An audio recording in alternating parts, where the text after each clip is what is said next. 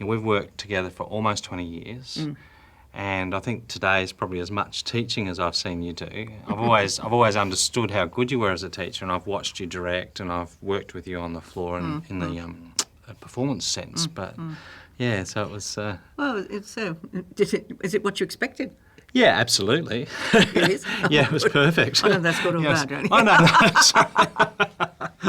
I think when I was watching you, I was just thinking about the simplicity of your work. I'm just going, when people take complex ideas and make them very, very simple, and it's often the case that people don't understand the simplicity is actually a form of wisdom, and that's what I was seeing from you. I agree, because I do think actually that a lot of people make the study of voice far more complicated than it actually is. Yeah. I mean, it can be explained, big words and weird sort of images and this, that and the other, it just take you away from the actual truth of what it is, which is a physical thing.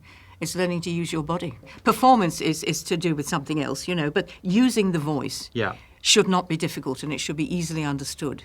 Yeah. And if you treat it simply, it will work for you. Yeah. Yeah, and you have such a strong emphasis on what people are saying, don't you, in relationship to connecting it to the body? Absolutely. Yeah. I find that people are afraid of working on their voices often because they think they won't understand it.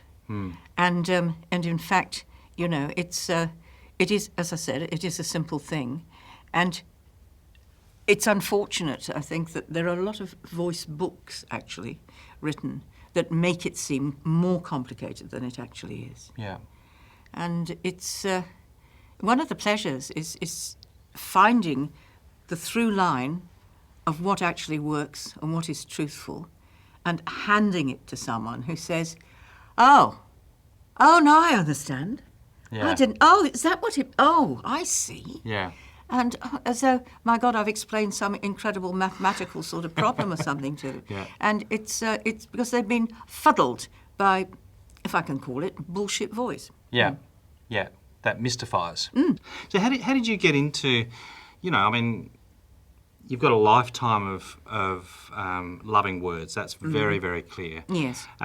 So what was the pathway? What was the seed? How did you get started both of us before? The seed was my parents, Yeah. I think, and particularly my mother, who was a singer and pretty well read, and who encouraged me all the time, and so did my father, But I went to a school that was a very good girls' school, and had a very solid sort of basic teaching in poetry, usually from young teachers who'd just come down from Oxford, and it was their first job. Okay. And they'd been working with a lot of the poets of the time. And I was given new poetry and stuff to work with when I was at school even, which was just wonderful.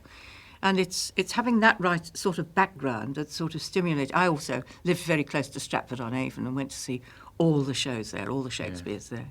And I knew from the age of about 8 when I saw King John that I wanted to be an actor. And it just moved on from then, and I went to drama school in England, and the Rose Bruford, which was quite new then, and a bit alternative, and also trained at the same time to be a voice teacher, never intending ever to be a voice teacher. Okay. I was going to be a star, and didn't quite make that. I've done some good work, but I haven't become a star. And so it was a matter of sort of, yes, all right, I will do. My father insisted that I actually trained for something else as well as being an actor at the same time. And we could at this school train to be voice teachers. And so that's where I got my qualification, which was a very good one. Though we were taught very well and never expected to use it. Although I came out to Australia, having worked for a few years in England, and was actually sort of thrown into a completely different world, and found I did quite a bit of sort of private teaching here and there because people wanted it, never intending to take it up as a career. And then did a lot more acting and I started in Perth, came over to Sydney, and really worked pretty solidly in theatre and television, and a little bit of film, but mainly theatre, a lot of classical theatre. And until I reached a point where I got to the age where I felt that I'm not getting any really interesting roles because all these women are old and boring. And I thought there has to be something better. And I thought, well, why not give teaching a go and see what I'd be like in a tertiary situation? So I threw myself into a university and absolutely loved it. And just to break all the rules, at what age did you become a voice teacher? I worked out the actual year the other day. It was I think it was 55. 55 years of age? Decided to become a voice teacher? I decided I would. Just saying, everyone. Just saying. All right. So I decided, yep, all right, I'll jump in. I can still act, I thought, and I did for quite a while, backwards and forwards. But I moved from one place to the other at tertiary level and some of the best schools, and have had an absolutely marvellous time, and I'm still doing it. Yeah. All I can say is it's been an absolute privilege to have you in here today and working with those people. Oh, well, thank you. It's been lovely.